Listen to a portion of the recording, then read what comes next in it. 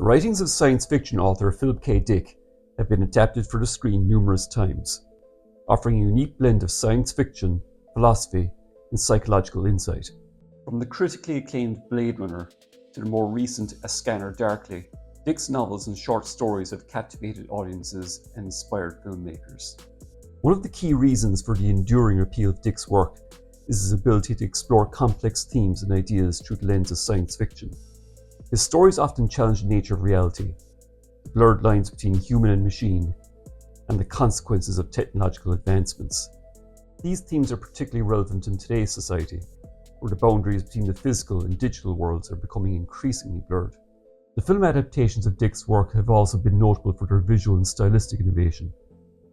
Directors such as Ridley Scott, Paul Verhoeven, and Richard Linklater have brought Dick's vivid and often surreal imagery to life, creating a distinctive visual language that complements the author's complex ideas.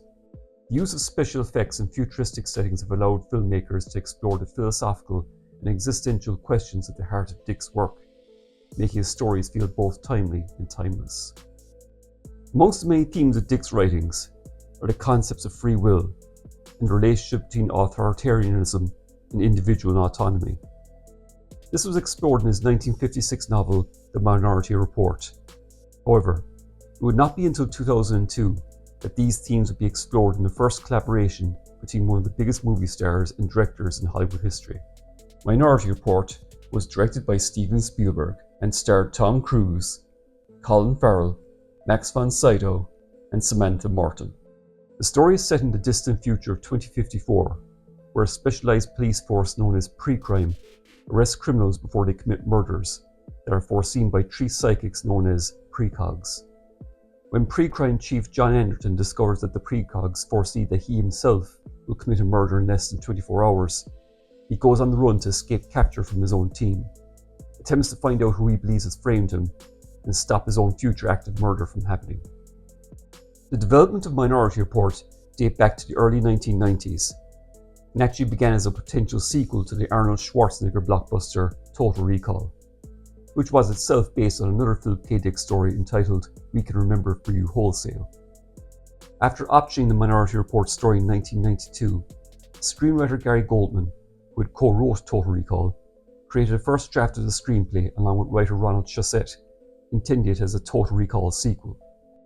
However, by the mid-90s, Carolco Pictures, who had produced Total Recall, were facing financial difficulties. While they produced many successful films during the 80s and early 90s, such as the Rambo series, Terminator 2, Basic Instinct, and Stargate, they spent as much money as they made. After the box office failure of Cutthroat Island in 1995, the company went bankrupt. Goldman and Shusett reworked the script to be a standalone film and shopped it around to various studios, where it eventually landed at 20th Century Fox. Filmmaker Jan de Bont hired screenwriter John Cohen to rework the screenplay for his own potential film to direct, but left to pursue other projects. It was during this time Tom Cruise became interested in the project. Cruise had been friends with legendary filmmaker Steven Spielberg for many years, and they both were interested in working together, but never found a suitable project. Cruise sent Spielberg the screenplay. While he liked it, he thought it needed some work. For the next few years, the pair would collaborate on the script, but production was delayed by the other projects that they had going. Filming was set to begin after Cruise had finished Mission Impossible 2, but when production of that film went way over schedule, Minority Report was delayed again due to Spielberg's other commitments.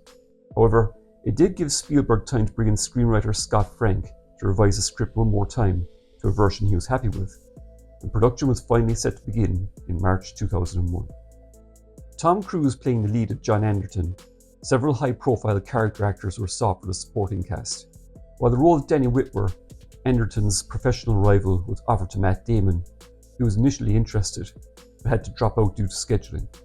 The role was eventually taken by then-relative newcomer Colin Farrell. Farrell began his career in the BBC drama Bellicus Angel. After several more small parts in TV and film, he came to international attention in director Joel Schumacher's Tigerland in 2000. This led to roles in more prominent American films like Phone Booth, The Recruit, and SWAT.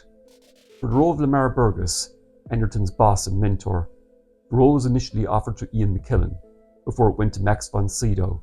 Sydow had a long-standing career in film and television. He was probably most famous for portraying Father Merrin in the classic horror film The Exorcist in 1973. He also played such high-profile roles as Ming the Merciless in Flash Gordon, and appeared in the likes of the original 1984 version of Dune, Conan the Barbarian, Escape to Victory, and Judge Dredd. For the crucial role of Agatha Lively, the part was originally offered to Cate Blanchett, who had to turn it down due to scheduling. The role was taken by Samantha Morton. Morton began her career in British TV before coming to prominence in the likes of Emma and Jane Eyre. In 1999, she received an Academy Award nomination for her role in Woody Allen's Sweet and Lowdown. Filming on Minority Report finally began on March 22, 2001. From the outset, Spielberg sought to create a world that felt both familiar and unsettlingly alien, drawing inspiration from contemporary architecture and speculative fiction. Collaborating with production designer Alex McDowell, the team meticulously crafted a vision of Washington, D.C. in 2054, replete with towering skyscrapers, bustling streets, and advanced technology seamlessly integrated into everyday life. Central to the film's aesthetic was the concept of retrofuturism, blending elements of mid-20th century design with cutting-edge technology to create a world that felt both timeless and ahead of its time. Costume designer Deborah L. Scott embraced this aesthetic, outfitting characters in sleek, minimalist attire that reflected the film's sleek and sophisticated vision of the future. At the heart of Minority Report lies the concept of pre-crime, a law enforcement agency that uses psychic precogs to predict and prevent future crimes. To realize this concept on screen, Spielberg enlisted the expertise of visual effects supervisor Scott Farrell and his team at Industrial Light and Magic. Together, they created a visually stunning depiction of the precog chamber, blending practical effects with state-of-the-art CGI to immerse audiences in the world of pre-crime. The film's production also involved a range of other innovative techniques, including the use of a virtual backlot to create the film's sets and environments. This allowed the production team to create complex and detailed environments without the need for physical sets, saving time and resources. From high-speed chases through crowded city streets to exhilarating rooftop pursuits, Minority Report features several action sequences that utilize the same stunt team who had just worked with Tom Cruise on Mission Impossible 2. The auto factory chase scene was filmed in a real facility, using props such as a welding robot, and the fight between Anderton and the jetpack-clad officers filmed in an alley set built on the Warner Brothers backlot. Interestingly, Spielberg had no idea at the time that his long-term friend, Star Wars creator George Lucas, had recently filmed both a factory fight and a jetpack scene for Star Wars Episode II Attack of the Clones. Both Minority Report and Attack of the Clones were released within mere months of each other in the summer of 2002, and many fans and critics took note of how both films had very similar action sequences. Industrial Light and Magic did most of the special effects, while PDI DreamWorks was responsible for the spider robots. PDI visual effects supervisor Henry Labunta took inspiration from deep-sea jellyfish while creating the spider robots. And the scene where Anderton gets off his car and runs along the maglev vehicles was filmed on stationary props, which were later replaced by computer-generated vehicles. Filming on Minority Report ended on July 18, 2001. For the music of the film, Steven Spielberg turned once again to his regular composer, John Williams. Williams' score is a complex and intricate work that weaves together elements of electronic, orchestral, and choral music to create a sense of tension, suspense, and wonder. One of the key elements of Williams' score for Minority Report is its use of repetition and variation. The main theme of the film, which is introduced in the opening credits, is a haunting and memorable melody that is repeated and varied throughout the score.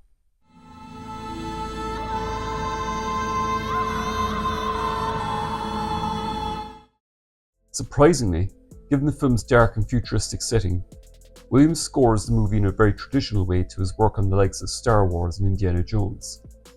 His action music for the jetpack and factory fight scenes wouldn't be out of place in those movies.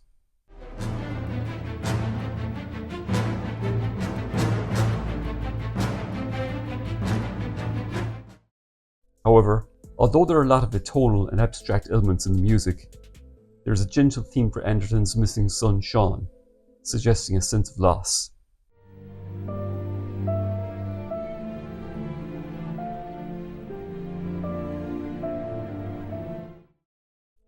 These elements are used to create a sense of drama and emotion, and to underscore the film's themes of love, loss, and redemption.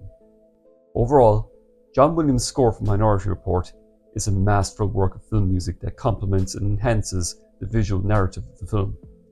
For a movie that's over 20 years old at this stage, the themes of Minority Report are very relevant in today's world. One of the central themes of the film is the exploration of the consequences of technological advancement and the ethical implications of using predictive technology to prevent crime. The film raises questions about the balance between security and personal freedom, as well as the potential dangers of relying on algorithms and preconceived notions of guilt to determine an individual's fate. Why'd you catch that? Because it was going to fall. You're certain? Yeah. But it didn't fall. You caught it. The fact that you prevented it from happening doesn't change the fact that it was going to happen. In a world where privacy is sacrificed for the promise of safety, Minority Report forces audiences to confront the ethical quandaries of a surveillance state and the erosion of civil liberties in the name of security. Another prominent theme in the film is the concept of determinism versus free will. The existence of precognitive beings who can foresee future events challenges the traditional notion of human agency and calls into question whether individuals have the power to change their fate or if they're merely pawns in a predetermined universe. Anderton grapples with this existential dilemma as he confronts his own predestined future and struggles to break free from the constraints of fate. My personal thoughts on Minority Report is that it's a movie that has stood the test of time, and its themes and ideas are surprisingly relevant even today. Both crews, and in particular Spielberg, are working outside their comfort zones, but both do very well here. Despite the film's marketing as a big action spectacle, I would say that Minority Report isn't really an action film at all. There is action, and it's very well staged action, but unlike many summer blockbusters, it doesn't build to an all-action climax with huge explosions or anything. This film really stands out in that it's all about its ideas, about free will and the authority about the justice system and how far it's willing to go. The mystery over who is Anne Lively and Anderton finding out he is destined to murder a man he doesn't know in 24 hours is what really drives the plot. As a murder mystery, it's not so much a whodunit, but more of a is he going to do it? Cruise gives a terrific performance here. While he's often been accused of just playing Tom Cruise movie star in a lot of his films, it's often overlooked that he's actually a really good actor, and he's very convincing as not just an action hero, but a man who's both haunted by the death of his only child and his determination to get to the bottom of the mystery. Colin Farrell is a standout in what's actually a very complicated role as Anderton's rival, Danny Whitwer. Throughout most of the film, you really hate him as he's determined to bring Anderton in and take over his job. But as the plot thickens, he himself tries to solve the mystery before he exits the story in a very shocking fashion. I think the most impressive performance, though, is by Samantha Morton. It was the very challenging role of Agatha. She successfully conveys the fear and confusion of being subjected to so many images of multiple futures. The scene in the Andertons' home, where she has visions of their son's unfulfilled future, is a masterclass in acting and the most emotional scene of the film. While there is some humour in the film, Minority Report is very dark in tone. The spider sequence in particular is very frightening, not just for how invasive the machines are as they invade people's homes to scan them, but the fact that the police would actually be allowed to do this. Scarier than that, though, is how they incarcerate criminals. The idea that those who are arrested are put into some kind of forced hypersleep sounds extremely cruel to me, especially since those who are arrested technically have not committed any crime. If I have any criticism of the movie, and this may be a hot take, I'm not a big fan of the movie's colour grading. Minority Report has a unique, it has to be said, look, in that it appears to have been deliberately overlit and the colour desaturated in post-production to give it a harsh, washed-out look. It nearly resembles a black and white film at times. Apparently, this was done to highlight the film noir aspect of the movie. The only scene to be shot in normal colour is Anderton's flashback to his last time with his son at a swimming pool, to signify a happier time before his life changed forever. I understand what Spielberg was going for here. I'm just not a huge fan of it.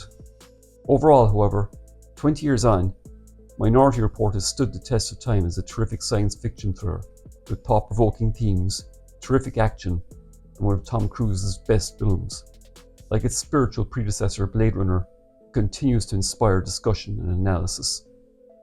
On its release in summer 2002, Minority Report was highly anticipated for being the first collaboration between Tom Cruise and Steven Spielberg. The film received highly positive reviews from critics, with many calling it Spielberg's best summer blockbuster since Raiders of the Lost Ark. Roger Ebert called it a masterpiece and rated it as his favourite film of the year. There were some negative reviews. Andrew Saris of the New York Observer said that the film was full of plot holes, that the chases were silly, and criticised the mixture of futuristic environments with retro costuming. However, audiences were highly receptive to the film, and the movie opened at #1 at the box office, staying there for several weeks, eventually making $358.4 million on a $100 million budget. Today, opinion hasn't really changed on Minority Report. The film is still regarded as one of the better films of both Spielberg and Cruise's careers. The pair would re-team for War of the Worlds in 2005, but have not worked together since, as allegedly, their working relationship deteriorated during the promotion of the latter film. There was the infamous couch jumping incident while Cruise was promoting War of the Worlds on the Oprah Winfrey Show. This, along with several other odd incidents during that year, was believed to have dented Cruise's box office appeal, and although the film was still a hit, Spielberg allegedly blamed Cruise's antics for the film not making as much money as it could have made. In recent years, however, Cruise and Spielberg appear to have made up, with the latter praising Cruise for saving cinema with Top Gun Maverick. Thanks for watching this video. If you enjoyed it, then please give it a like. Consider subscribing if you haven't done so already.